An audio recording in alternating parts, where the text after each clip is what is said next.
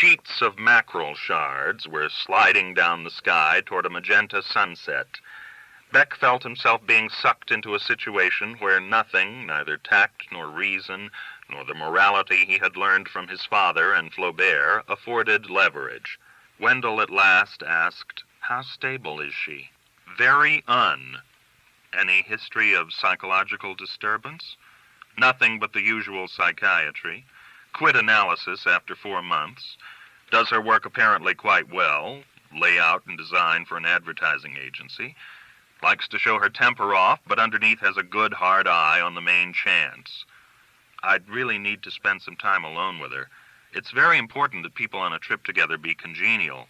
They last at least 12 hours. Without rapport, it's a nightmare." The boy was so solemn, so blind to the outrageousness of what he was proposing, that Bech laughed. As if rebuking Bech with his greater seriousness, Wendell whispered in the dusk, "The people you've taken a trip with become the most important people in your life." "Well," Bech said, "I want to wish you and Norma all the luck in the world. When should we send out announcements?" Wendell intoned, "I feel you disapprove. I feel your fright." Bech was speechless. Didn't he know what a mistress was? No sense of private property in this generation. The early Christians. Brook Farm. Wendell went on carefully, considerately. "Let me propose this. Has she ever smoked pot?" "Not with me around. I'm an old-fashioned father figure, 2 parts Abraham to 1 part Fagin." "Why don't she and I, Mr. Bech, smoke some marijuana together as a dry run? That way she can satisfy her female curiosity, and I can see if we could stand a trip together. As I size her up, she's much too practical-minded to be ahead. She just wants to make the 60s scene and maybe to bug you." The boy was so hopeful, so reasonable, that Bech could not help treating him as a student, with all of a student's purchased prerogatives, a student's ruthless power to intrude and demand. Young American minds, the space race with Russia. Bech heard himself yield. "Okay, but you're not taking her over in that sorcerer's apprentice cubbyhole of yours." Wendell puzzled. He seemed, in the half-light, a blameless, furry creature, delicately nosing his way through the inscrutable maze of the other man's prejudices. At last he said, "I think I see your worry. You're wrong. There is absolutely no chance of sex. All these things, of course, are sexual depressants. It's a medical fact." Bech laughed again. "Don't you dare sexually depress Norma. It's all she and I have anymore." But in making this combination of joke and confession, he had absolved the boy of the maze and admitted him more deeply into his life than he had intended. All because, Bech suspected, at bottom he was afraid of being out of date. They agreed that Wendell would bring back some marijuana, and they would give him supper. "You'll have to take pot luck," Bech told him. Norma was not pleased by his arrangements. "How ridiculous of you," she said, "not to trust me alone with that child. You're so immature and proprietorial. You don't own me. I'm a free agent by your preference." "I wanted to save you embarrassment," he told her.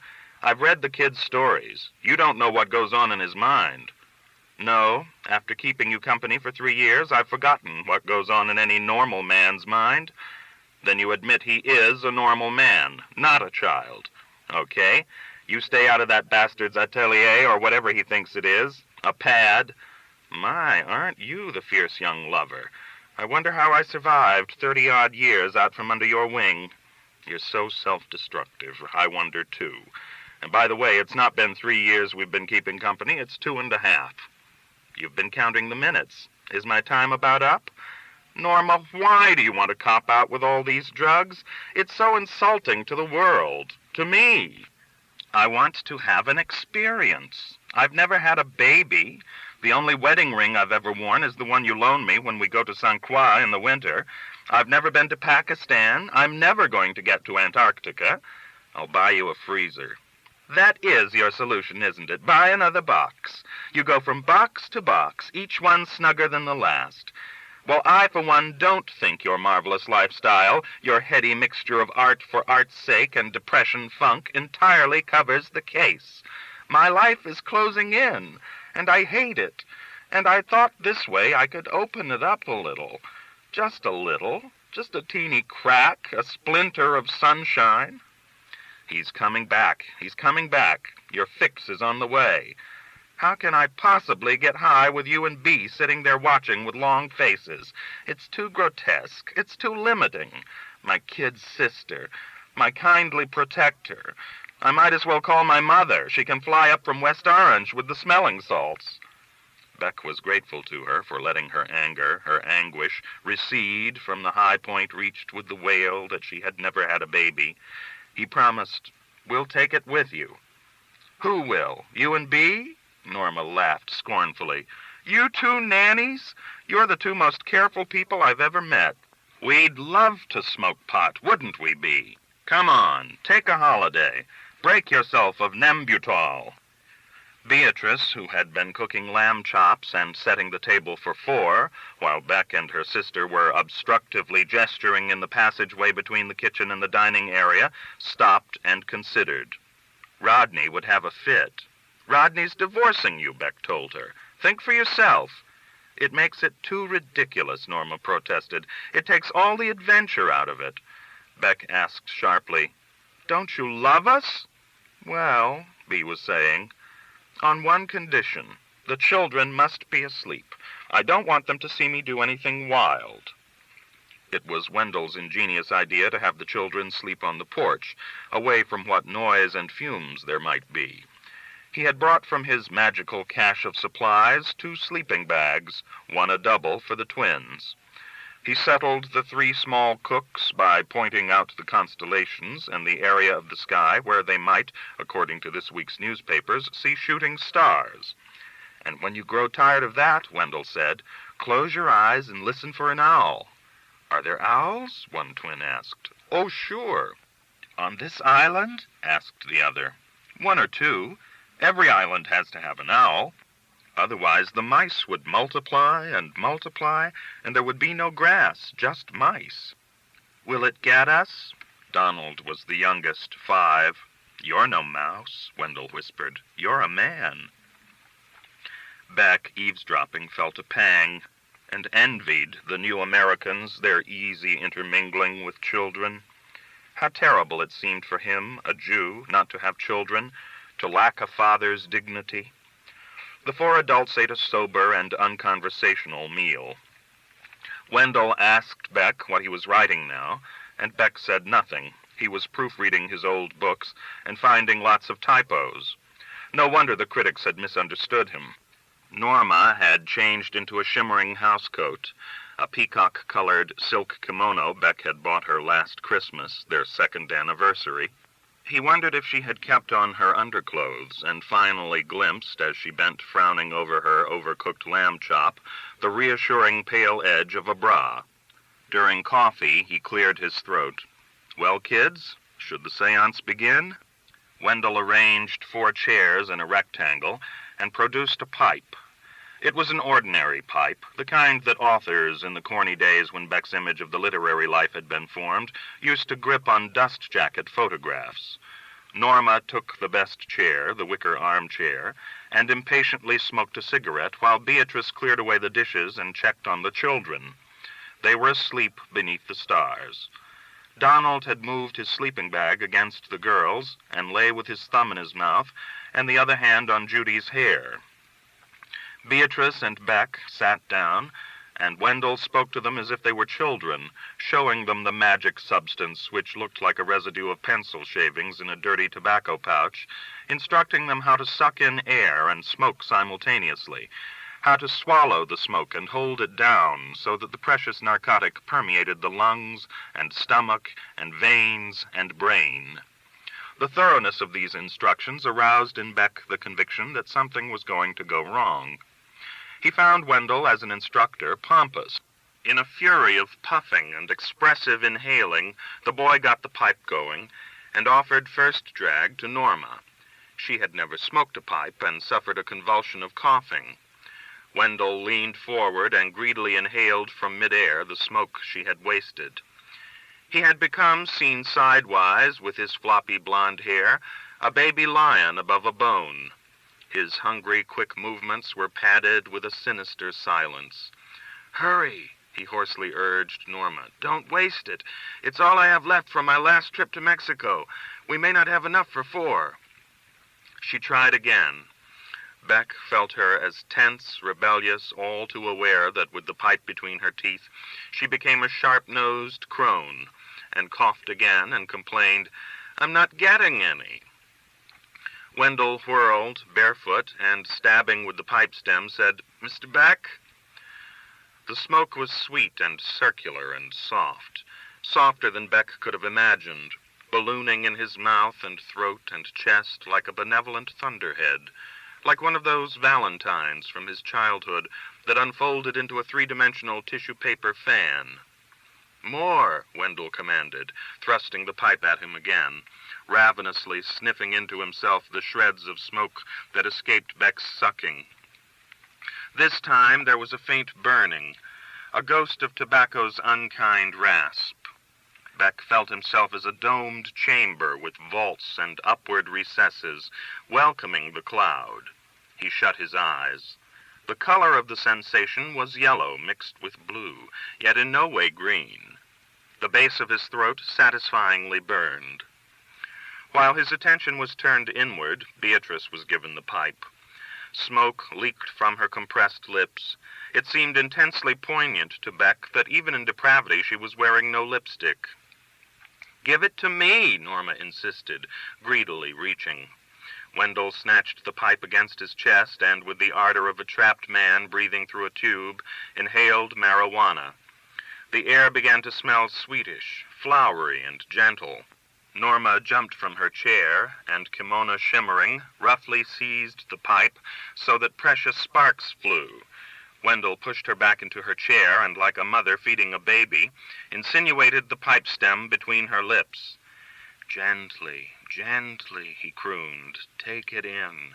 Feel it press against the roof of your mouth, blossoming inside you. Hold it fast, fast." His S's were extremely sibilant. "What's all this hypnosis?" Bech asked. He disliked the deft way Wendell handled Norma. The boy swooped to him and eased the wet pipe into his mouth. "Deeper, deeper, that's it. Good, good." "It burns," Bech protested. "It's supposed to," Wendell said. "That's beautiful. You're really getting it. Suppose I get sick?" "People never get sick on it. It's a medical fact." Bech turned to Beatrice and said, "We've raised a generation of amateur pharmacologists." She had the pipe. Handing it back to Wendell, she smiled and pronounced, "Yummy." Norma kicked her legs and said savagely, "Nothing's happening. It's not doing anything to me." It will, Wendell insisted. He sat down in the 4th chair and passed the pipe. Fine sweat beaded his plump round face. "Did you ever notice," Bech asked him, "what nifty legs Norma has? She's old enough to be your biological mother, but condescend to take a gander at her gams. We were the sinewy generation."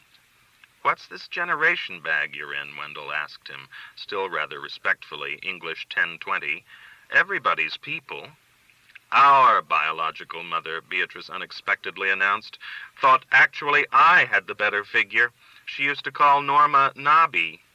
"I won't sit here being discussed like a piece of meat," Norma said. Grudgingly, she passed the pipe to Bech. As Bech smoked, Wendell crooned, "Yes, deeper. Let it fill you. He really has it. My master, my guru." "Guru you," Bech said, passing the pipe to Beatrice. He spoke with a rolling slowness, sonorous as an idol's voice. "All you flower types are incipient fascists." The A's and S's had taken on a private richness in his mouth. "Fascists manqué," he said. Wendell rejected the pipe Beatrice offered him. "Give it back to our teacher. We need his wisdom. We need the fruit of his suffering." "Manqué, si, manqué do," Bech went on, puffing and inhaling. "What a woman must feel like in coitus. More, more." "Mon maître," Wendell sighed, leaning forward, breathless, awed, loving. Suffering, Norma sneered. The day Henry Bech lets himself suffer is a day I'm dying to see. He's the safest man in America since they retired Tom Dewey. Oh, this is horrible. You're all being so silly, and here I sit perfectly sober. I hate it. I hate all of you, absolutely. Do you hear music? Bech asked, passing the pipe directly across to Wendell. Look at the windows. Everybody, people, Beatrice said. They're coming into the room. Stop pretending, Norma told her. You always played up to Mother. I'd rather be Nobby Norma than Bland Bee. She's beautiful, Wendell said to Norma of Beatrice. But so are you. The Lord Krishna bestows blessings with a lavish hand. Norma turned to him and grinned. Her tropism to the phony like a flower's to the sun. Wide, warm mouth wherein memories of pleasure have become poisonous words. Carefully, Bech asked the other man, why does your face resemble the underside of a colander in which wet lettuce is heaped? The image seemed both elegant and precise, cruel yet just. But the thought of lettuce troubled his digestion. Grass, all men, things grow in circles. Stop the circles. I sweat easily, Wendell confessed freely, the easy shamelessness purchased for an ingrate generation by decades of poverty and war. And write badly, Bech said. Wendell was unabashed. He said, you haven't seen my new stuff. It's really terrifically controlled. I'm letting the things dominate the emotions instead of vice versa. Don't you think since the wake, emotions have about had it in prose? Talk to me, Norma said. He's absolutely self-obsessed. Wendell told her simply, he's my God. Beatrice was asking, whose turn is it? Isn't anybody else worried about the windows? Wendell gave her the pipe. She smoked and said, it tastes like dregs. When she offered the pipe to Bech, he gingerly waved it away. He felt that the summit of his apotheosis had slipped by, replaced by a widespread sliding. His perceptions were clear. He felt them all trying to get through to him. Norma seeking love, Wendell praise, Beatrice a few more days of free vacation. But these arrows of demand were directed at an object in metamorphosis. Bech's chest was sloping upward, trying to lift his head into steadiness, as when, 30 years ago, carsick on the long subway ride to his Brooklyn uncle's, he would fix his eyes in a death grip on his own reflection in the shuddering black glass.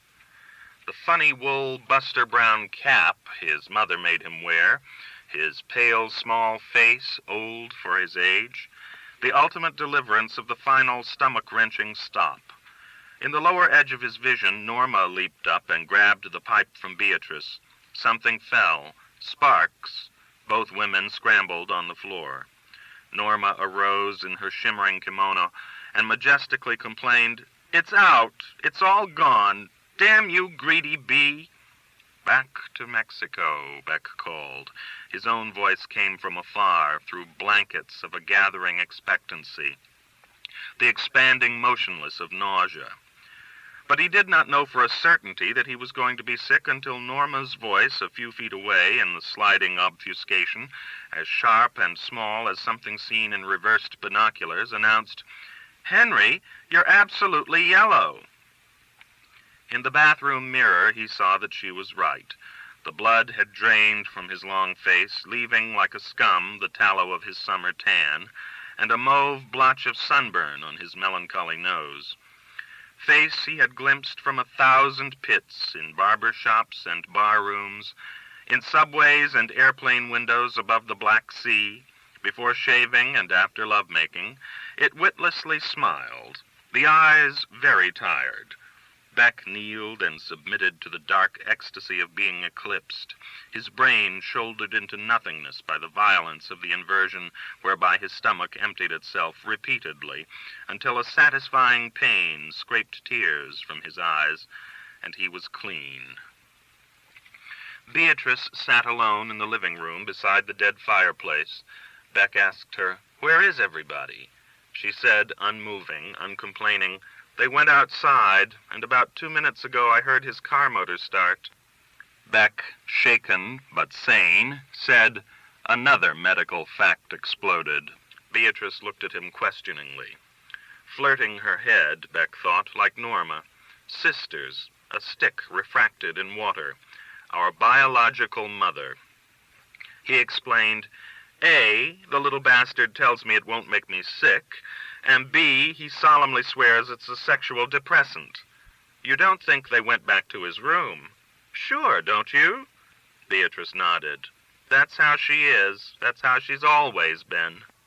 Bech looked around him and saw that the familiar objects, the jar of dried bayberry, the loose shell collections, sandy and ill-smelling, the damp stack of books on the sofa, still wore one final gossamer thickness of the mystery in which marijuana had clothed them.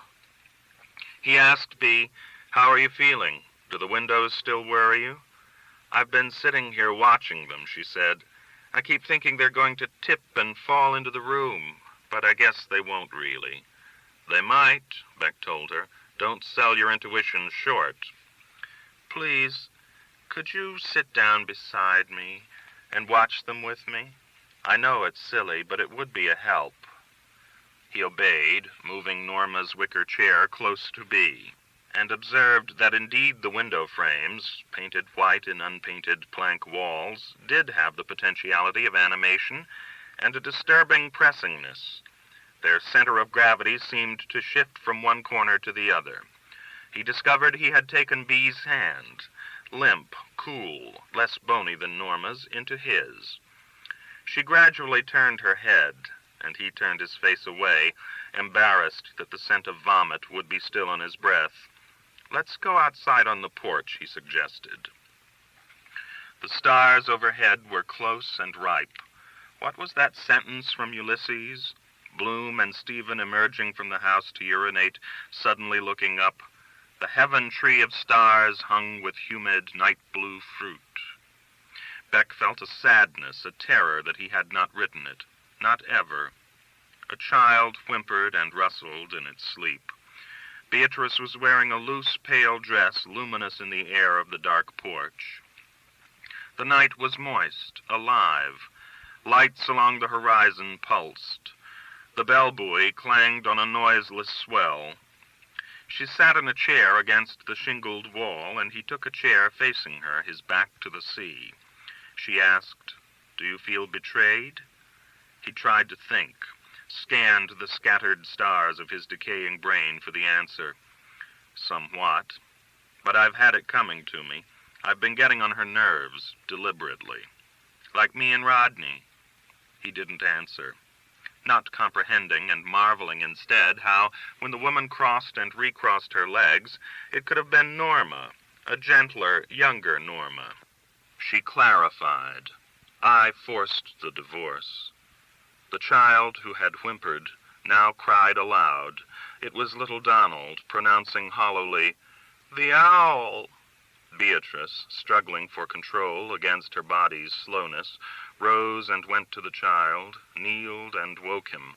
"No owl," she said, "just Mommy." With that ancient, strange strength of mothers, she pulled him from the sleeping bag and carried him back in her arms to her chair. "No owl," she repeated, rocking gently. "Just Mommy and Uncle Harry and the bellboy." "You smell funny," the child told her. "Like what funny?" "Like sort of candy." "Donald," Bech said, "we'd never eat any candy without telling you. We'd never be so mean." There was no answer. He was asleep again. "I admire you," Beatrice said at last, the lulling, rocking motion still in her voice, "for being yourself." "I've tried being other people," Bech said, fending, but nobody was convinced. "I love your book," she went on. "I didn't know how to tell you, but I always rather sneered at you. I thought of you as part of Norma's phony crowd. But your writing, it's terribly tender. There's something in you that you keep safe from all of us." As always, when his writing was discussed to his face, a precarious trembling entered Bech's chest, a case of crystal when heavy footsteps pass.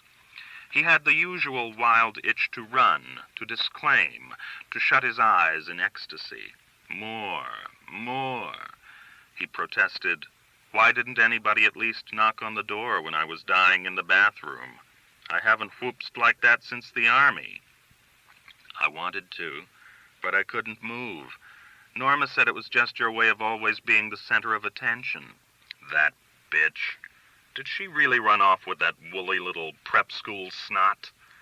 Beatrice said with an emphatic intonation dimly, thrillingly familiar, "You are jealous. You do love her." Bech said, "I just don't like creative writing students pushing me out of my bed. I make a good Phoenician sailor, but I'm a poor fisher king." There was no answer. He sensed she was crying. Desperately changing the subject, he waved toward a distant light, whirling, swollen by the mist. "That whole headland," he said, "is owned by an ex-member of the Communist Party, and he spends all his time putting up no trespassing signs." "You're nice," Beatrice sobbed, the child at rest in her arms. A motor approached down the muffling sandy road. Headlights raked the porch rail, and doubled footsteps crashed through the cottage. Norma and Wendell emerged onto the porch, Wendell carrying a messy thickness of typewriter paper.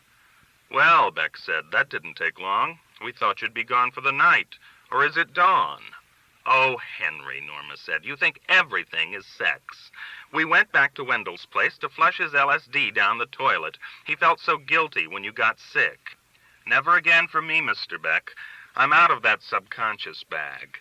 Hey, I brought along a section of my thing. It's not exactly a novel. You don't have to read it now if you don't want to."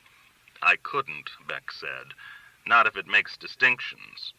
Norma felt the changed atmosphere and accused her sister. "Have you been boring Henry with what an awful person I am? How could the two of you imagine I'd misbehave with this boy under your noses? Surely I'm subtler than that." Bech said, "We thought you might be high on pot." Norma triumphantly complained, "I never got anything, and I'm positive the rest of you faked it." But when Wendell had been sent home, and the children had been tucked into their bunks, she fell asleep with such a tranced soundness that Bech, insomniac, sneaked from her side and safely slept with Beatrice. He found her lying awake, waiting for him. By fall, the word went out on the literary circuit that Bech had shifted mistresses again. Bech panics. This moment in Bech's pilgrimage must be approached reverently, hesitantly, as befits a mystery. We have these few slides. Bech posing before a room full of well-groomed girls, spread Seraglio style on the floor. Bech lying awake in the frilly guest room of a dormitory. Bech conversing beside a granite chapel with a woman in a purple catsuit. Bech throwing himself like a seed upon the leafy, sweet earth of Virginia, within a grove of oaks on the edge of the campus, and mutely begging someone, something, for mercy. Otherwise, there is semi-darkness, and the oppressive roar of the fan that cools the projector, and the fumbling, snapping noises as the projectionist irritably hunts for slides that are not there. What made Bech panic? That particular march, amid the ripening aromas of rural Virginia, in that lake of worshipful girls. All winter he had felt uneasy, idle, irritable, displaced. He had broken with Norma and was seeing Bea.